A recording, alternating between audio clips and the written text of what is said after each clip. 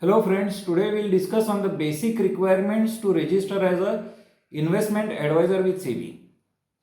In this webinar, I will discuss on the educational requirements, the experience requirement, the types of investment advisors, the net worth required for each type of investment advisor, and lastly I will discuss on the NISM certificate.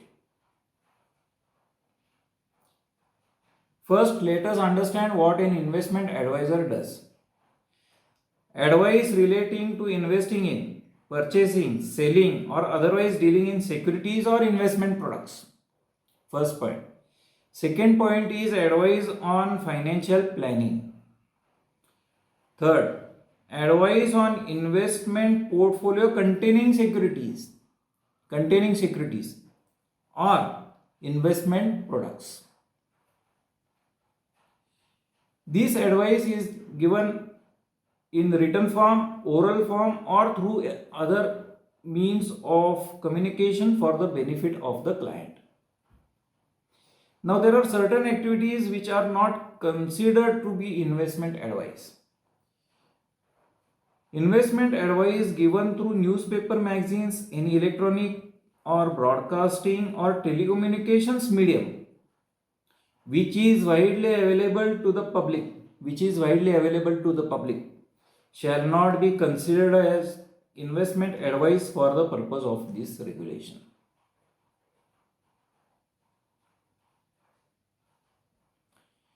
Next is types of registration. There are basic two types of registration. You can register as an individual or you can register as a non-individual. In the case of non-individual, you can register as a partnership firm, you can register as a LLP or as a body corporate. Now, in the investment advisor category, there are three subcategories. First is the applicant. It may be an individual or a non-individual.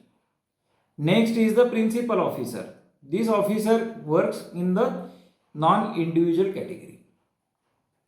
And all persons associated with investment advice. Now, all of them are required to be qualified and certified. Now, let us understand what is meant by qualified and certified.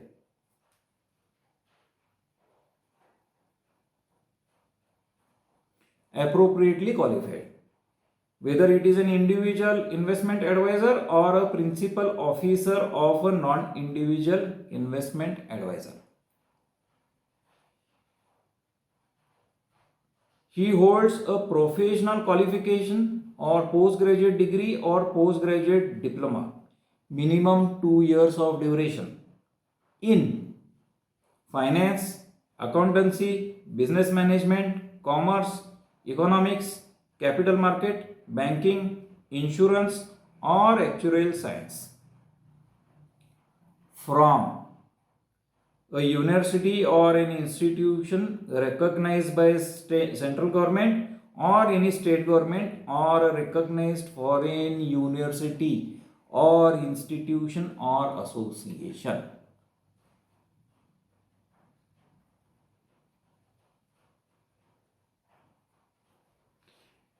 Next point.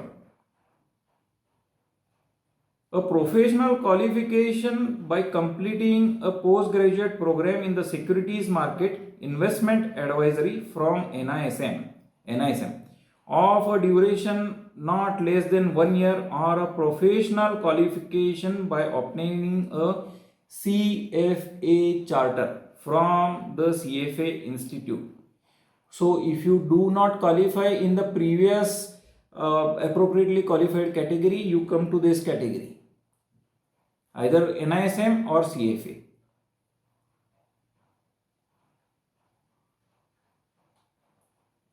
Once you are done with the qualification, you come to the experience part. An experience of at least 5 years in activities relating to advice in financial products or securities or funds or asset or portfolio management. So, experience 5 years, selected category only.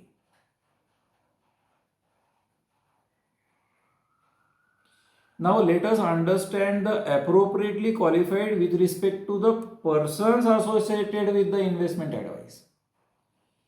Education will be same as for the individual investment category. But so far as experience goes, an experience of at least 2 years in activities relating to advice in financial products or securities or funds or assets or portfolio management. So here 2 years experience is required in the specified activities only. Now the wordings and certified are used before. Certificate means you have to appear to the NISM exams and you have to clear their exams. But there is an option given here wherein you obtain from any other organization or institution including Financial Planning Standard Board of India or any recognized stock exchange in India provided such certification is accredited by NISM. So if it is accredited by the NISM, you are through.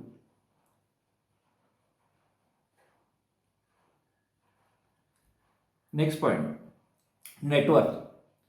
Investment advisor who are non-individual shall have a net worth of not less than 50 lakh rupees.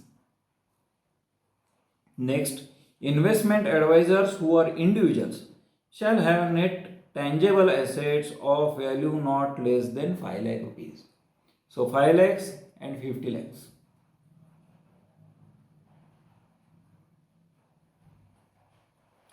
Now, once you are through, you look into the other requirements like you are a fit and proper person,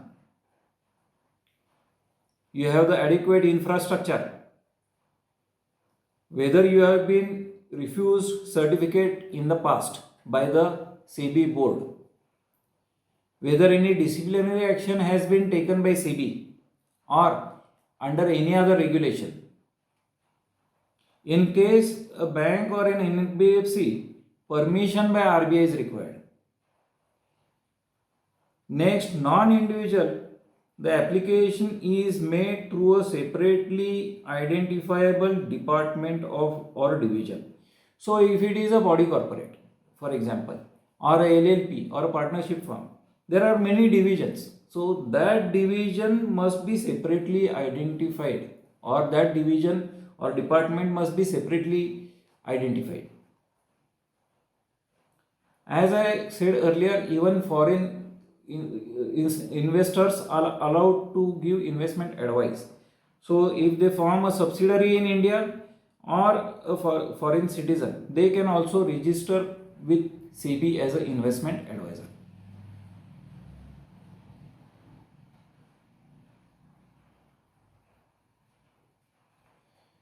With this, I end my webinar on investment advisor, which is based on SEBI investment advisor regulation. If there are any queries, you may drop a message to me. Thank you.